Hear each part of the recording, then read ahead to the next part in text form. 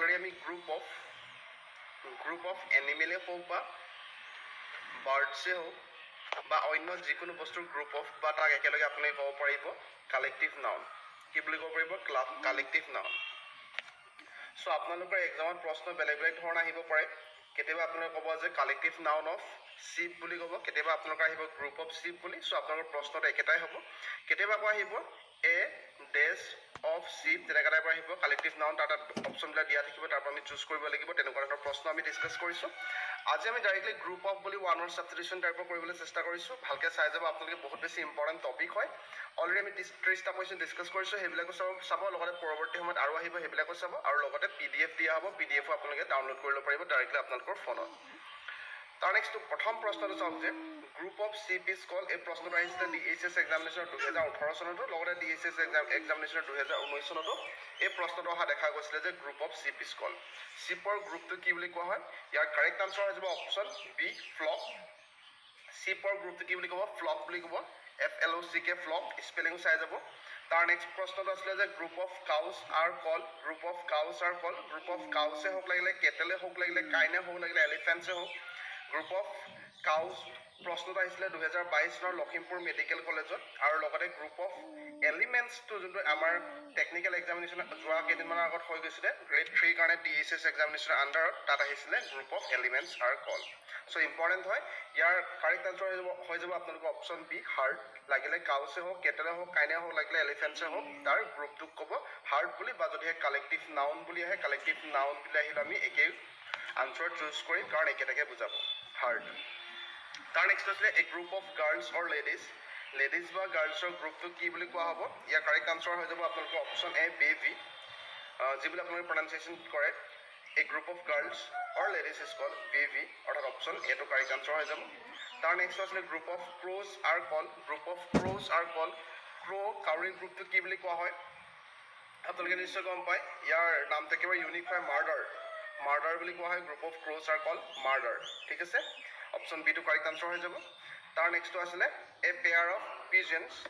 পিজেন্সৰ pair of কি বুলি কোৱা হয় পেয়াৰ গ্ৰুপ নহয় পেয়াৰ বুলি আহিছে ডাইৰেক্টলি প্ৰশ্নটো ইয়াৰ কাৰেক্ট আনসাৰ হৈ যাব অপশ্যন বি ব্ৰেছ আৰু এইবিলাক ডিফাৰেণ্ট চ'ৰ্চৰ পৰা লোৱা হৈছে বেলেগ বেলেগ চ'ৰ্চৰ পৰা গ্ৰামাৰ বুকৰ পৰা লোৱা হৈছে SP বাক্সিৰ পৰা লোৱা হৈছে সো ইয়াৰ অপশ্যন বি টো কাৰেক্ট আনসাৰ হৈ যাব তাৰ নেক্সট যেটো আমি অলৰেডি কৈছিলোঁ যে DHS এক্সামিনেশ্যন 2022 চনৰ টেকনিকেলত এই প্ৰশ্নটো আহিছিলে গ্ৰুপ অফ এলিফেণ্টছ আৰ কল এলিফেণ্টৰ গ্ৰুপটো কি বুলি কোৱা হয় ইয়াৰ কাৰেক্ট আনসাৰ অপশ্যন ডি হৈ যাব হাৰ্ট বুলি কোৱা হয় তাৰ নেক্সটটো এ গ্ৰুপ অফ অল স্কৰ এতিয়া আমি চৰাইবিলাকৰ বিষয়ে ডিছকাছ কৰিম চৰাই চিৰিকটিৰ গ্ৰুপক কি বুলি কোৱা হয় প্ৰথমত গ্ৰুপ অফ অল স্কৰ অলৰ গ্ৰুপটো কি বুলি কোৱা হয় ইয়াৰ কাৰেক্ট আনসাৰ হৈ যাব আপোনালোক অলৰ গ্ৰুপটো ইয়াৰ কাৰেক্ট আনসাৰ হৈ যাব অপশ্যন চি পাৰ্লিয়ামেণ্ট বুলি কোৱা হয় ভালকৈ চাই যাওক পাৰ্লিয়ামেণ্ট বুলি কোৱা হয় মনত ৰাখিব আপোনালোকে আৰু লগতে আমি পাৰ্লিয়ামেণ্টৰ ওপৰতো ভিডিঅ' ডিছকাছ কৰিলোঁ সেইটো আমি ইণ্ডিয়ান পলিটিৰ সেইটো আপোনালোকে চাব পাৰিব ইউটিউবত তাৰ নেক্সট আছিলে 8 নম্বৰ প্ৰশ্নটো গ্ৰুপ অফ স্পেৰছৰ গ্ৰুপক কি বুলি কোৱা হয় ইয়াৰ কাৰেক্ট আনসাৰ হৈ যাব যিমান বিভিন্ন টাইপৰ চৰাই চিৰিকটি আছে তাৰ গ্ৰুপবিলাক ডিছকাছ কৰিবলৈ চেষ্টা কৰিছোঁ ইয়াৰ কাৰেক্ট আনসাৰ হৈ যাব হোষ্ট অপশ্যন এ টো কাৰেক্ট আনসাৰ যে স্পেৰছৰ গ্ৰুপটো হোষ্ট বুলি কোৱা হয় আপোনালোকে দুবাৰ তিনিবাৰ ভিডিঅ'টো চাব পাৰে বা আপোনালোকে ডাইৰেক্টলি PDFটো দুবাৰ তিনিবাৰ পঢ়ি দিলে আপোনালোকৰ অট'মেটিকেলি মনত থাকিব এক্সামিনেশ্যন অপশ্যন দেখিলে আপোনালোকৰ নিজে মনত পৰি যাব গোটেইবিলাক তাৰ নেক্সটটো এইটো হোষ্ট অপশ্যন এটো কাৰেক্ট আনসাৰ লগতে নোট বুলি কোৱা হয় ফ্লাটাৰ বুলি কোৱা হয় ফ্লক বুলি কোৱা হয় সেইবিলাকো আপোনালোকে চাই যাব মই চাইডত লিখি থৈ দিছোঁ তাৰ নেক্সট গ্ৰুপ অফ চিকেন বা হেনৰ গ্ৰুপটো কি বুলি কোৱা হয় অপশ্যন এটো কাৰেক্ট আনসাৰ ব্ৰুড বুলি কোৱা হয় ব্ৰুড BROOD ব্ৰুড লগতে ফ্লক বুলি ক'ব পাৰিব বা পিপ বুলি ক'ব পাৰিব এইটো কাৰেক্ট আনসাৰ হৈ যাব ফ্লক বা পিপ কাৰেক্ট আনসাৰটো হ'ল ব্ৰুড তাৰ নেক্সটটো গ্ৰুপ অফ পেংগুইনছ আৰ কল পেংগুইনছৰ গ্ৰুপক কি বুলি কোৱা হয় পেংগুইনৰ গ্ৰুপক কি বুলি কোৱা হয় আমি ক'ম অপশ্যন এটো কাৰেক্ট আনসাৰ কলনি পেংগুইনৰ গ্ৰুপটো কলনি বুলি কোৱা হয় লগতে যিবিলাক চাইডত লিখি থোৱা আছে সকলোবিলাকো নামেৰো জনা যায় যেনেকৈ আপুনি ক'ব পাৰিব ৰাফ্ট ৱাডল ৰুকেৰী হাডল এই সকলোবিলাকৰ নামেৰে আপুনি ক'ব পাৰিব অপশ্যন এটো কাৰেক্ট আনসাৰ কলনি লগতে চাইডত লিখাবিলাকো কাৰেক্ট আনসাৰ হ'ব যে group of penguins are called colony raft waddle rookery আৰু হাডল তাৰ নেক্সট আছিলে আপোনাৰ group of ostriches are called অষ্ট্ৰেচৰ গ্ৰুপক কি বুলি কোৱা হয় ইয়াৰ কাৰেক্ট আনসাৰ হৈ যাব আপোনালোকৰ অপশ্যন চি প্ৰাইড বুলি কোৱা হয় প্ৰাইড যে অষ্ট্ৰেচৰ গ্ৰুপক প্ৰাইড বুলি ক'ব লগতে কেতিয়াবা আপোনালোকে হাৰ্ডৰ অপশ্যন থাকিলে যদি প্ৰাইড নাথাকে হাৰ্ডটো আমি টিক কৰিব পাৰিম কাৰণ বিভিন্ন বুকত হাৰ্ড বুলিও দিয়া আছে তাৰ নেক্সটটো গ্ৰুপ অফ ফ্লামিংগৰ গ্ৰুপক কি বুলি কোৱা হয় আমি ষ্টেণ্ড বুলি ক'ম নতুবা যদি অপশ্যনত থাকে ফ্লেম্বয়েন্স ভালকৈ চাওক স্পেলিংটো FLAMBO YANCE flamboyance এইটো কাৰেক্ট আনসাৰ হৈ যাব গ্ৰুপ অফ বা আপোনাৰ কালেক্টিভ নাউন অফ ফ্লেমিংগোছ আৰ কল বুলি ক'লে আমি এইটো ক'ম যে ফ্লেমবয়েন্স ঠিক আছে তাৰ next group of parrots are কল পেৰটৰ গ্ৰুপক কি বুলি কোৱা হয় পেৰটৰ গ্ৰুপক কি বুলি কোৱা হয় আমি ক'ম যে পাণ্ডেমনিয়াম যদি পাণ্ডেমনিয়াম থাকে পাণ্ডেমনিয়াম ক'ম নহ'লে নতুবা আমি কোম্পানী বুলি ক'ব পাৰিম a company group of parrots বা collective noun of parrots are called company ঠিক আছে ইয়াৰলৈকে কোনো ধৰণৰ অসুবিধা হোৱা নাই বাৰে বাৰে ৰিপিটেডলি আপুনি পঢ়িবলৈ চেষ্টা কৰিব যাতে আপোনালোকৰ মনত থাকে যে পিডিএফ ডাউনলোড কৰি ল'ব ডাইৰেক্টলি আপোনালোকৰ ফোনত গ্ৰুপ অফ ভালচাৰ্ছ আৰ কল ভালচাৰৰ গ্ৰুপক কি বুলি কোৱা হয় আপুনি কলনি বা ফ্লক দুটাও ক'ব পাৰিব কলনি বা ফ্লক অপশ্যন এইটো কাৰেক্ট আনচাৰ হৈ যাব ভালচাৰ ডিফাৰেণ্ট টাইপৰ চৰাইবিলাক লোৱা হৈছে বাৰে বাৰে মই কৈছোঁ দুবাৰ তিনিবাৰ পঢ়ি যাব তাৰ নেক্সট আপোনালোকে চাওক যে গ্ৰুপ অফ পেলিকানছৰ গ্ৰুপক কি বুলি কোৱা হয় পেলিকানছৰ গ্ৰুপক এটা টাইপৰ চৰাই হয় তাৰ গ্ৰুপক ক'ব পড বুলি অপশ্যন এইটো কাৰেক্ট আনচাৰ বা ব্ৰিড বা পড বা পোজ স্কোৱাড্ৰন স্কুপ এই সকলো নামেৰে জনা যায় এইবিলাক আপোনালোকে চাই ল'ব অপশ্যন যি ধৰণৰ আহিব পাৰে আৰু একেটা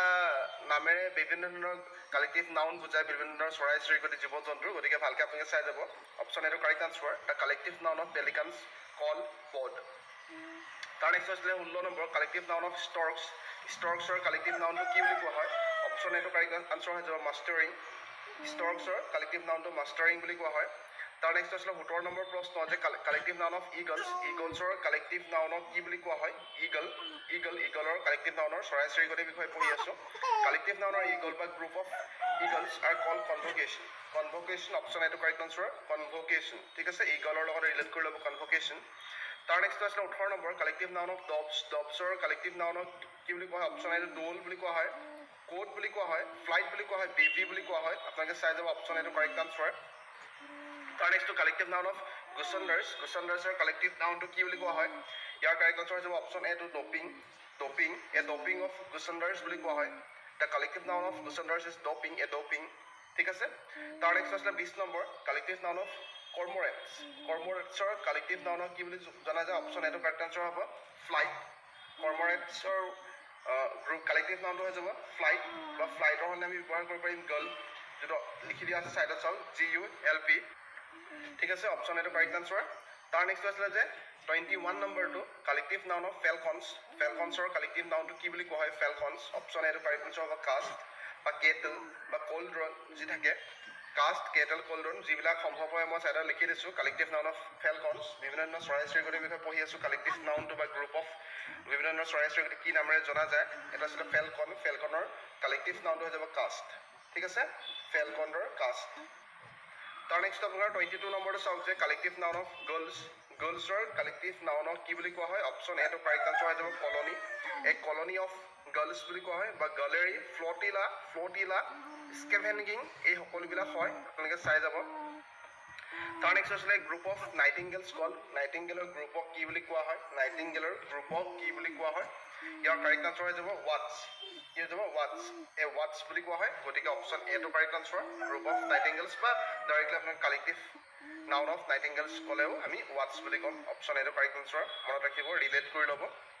তাৰ next group of lions are called group of লায়নছক প্ৰাইড বুলি কোৱা হয় কি বুলি কোৱা হয় প্ৰাইড ঠিক আছে group of lions are call pride বা শ্ব'ট বুলি কোৱা হয় SAWT শ্ব'ট বা প্ৰাইড আপোনালোকে দুটা মনত ৰাখিব তাৰ নেক্সট আছিলে group of monkeys are called troop TROOP troop option এইটো কাৰেক্ট আনচাৰ ট্ৰুপ বা বাৰেল বুলি কোৱা হয় বা কাৰ্ডলোড বুলি কোৱা হয় এ কাৰ্ডলোড of monkeys a barrel of monkeys বা a troop of monkeys বুলি কোৱা হয় কালেক্টিভ নাউন বা group of monkeys are called troop তাৰ নেক্সট আছে গ্ৰুপ অফ স্নেলছক কি বুলি কোৱা হয় গ্ৰুপ অফ স্নেলছক হুড বুলি কোৱা হয় কি বুলি কোৱা হয় হুড HOOD হুড বা ৰোড ৱাক এস্কাৰগেটৰ যি বুলি থাকে আপোনালোকে সেইটো কাৰেক্ট আনচাৰ হ'ব গ্ৰুপ অফ স্নেলছ আৰু কালেক্টিভ নাউনটো হ'ব হুড HOOD হুড তাৰ নেক্সট আছে গ্ৰুপ অফ বিছটো কি বুলি কোৱা হয় গ্ৰুপ অফ বিছটোক স্ৱাৰ্ম বুলি কোৱা হয় group of bees are called স্ৱাৰ্ম hive colony গ্ৰিষ্ট যি বুলি থাকে স্ৱাৰ্ম গ্ৰিষ্ট হাইভ কলনি চাই যাব আপোনালোকে অপশ্যন এইটো কাৰেক্ট আনচাৰ হৈ যাব group of bees are called swarm তাৰ নেক্সট আছে 29 নম্বৰটো group of tigers are called group of টাইগাৰ্ছৰ গ্ৰুপক কি বুলি কোৱা হয় বা কালেক্টিভ নাউনটো হ'ল এম্বুছ বা ষ্ট্ৰিক মনত ৰাখিব ষ্ট্ৰিক বুলি কোৱা হয় বা এম্বুছ বুলি কোৱা হয় অপশ্যন এটো কাৰেক্ট আনচাৰ হৈ যাব ষ্ট্ৰিক গ্ৰুপ অফ টাইগাৰ্ছ বা collective noun of Tigers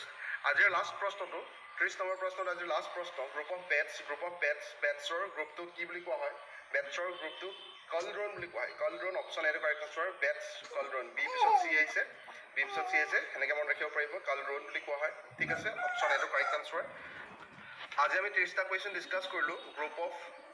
animals লগতে গ্ৰুপ অফ বাৰ্ডছ বা ডাইৰেক্টলি কালেক্টিভ নাউন বুলি কেতিয়াবা আপোনাৰ প্ৰশ্ন আহিব কালেক্টিভ নাউন বুলি